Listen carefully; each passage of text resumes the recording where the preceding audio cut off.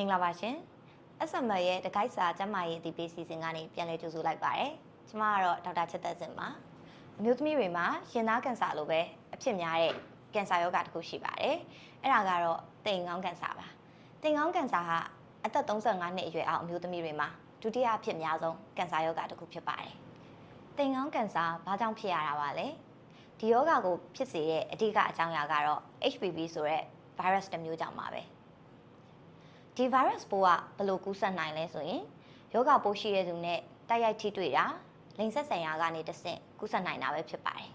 ။တိမ်ခေါင်းကင်ဆာတွေရဲ့80%ဟာ HPV မျိုးပဲဖြစ်တဲ့ HPV 16နဲ့ 18ညောင်းဖြစ်တာပဲဖြစ်ပါတယ်။တိမ်ခေါင်းကင်ဆာရဲ့ထူးခြားချက်ကတော့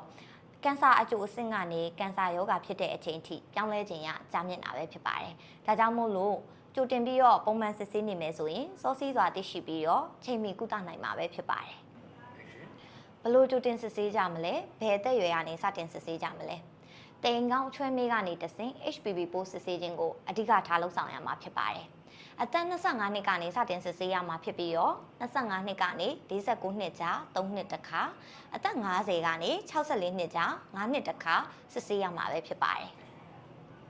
HPV ပိုးကိုကာကွယ်ဖို့ကာကွယ်ဆေးရှိပါတယ်။အများစုကတော့ဒါကိုတိမ်ခေါင်းကင်ဆာကာကွယ်ဆေးလို့သိထားတာပဲဖြစ်ပါတယ်။ SML မှာဆိုရင် HPV virus ပိုးကိုစစ်ဆေးတဲ့ HPV DNA genotyping ကိုအမျိုးအစားစုံလင်စွာစစ်ဆေးနိုင်တဲ့အပြင်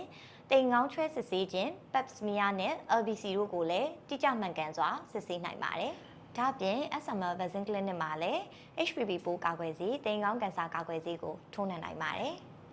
တိမ်ခေါင်းကင်ဆာကာကွယ်ဖို့အတွက်ဆိုရင် SML ကအသင့်ရှိနေပါတယ်။ See you in next video.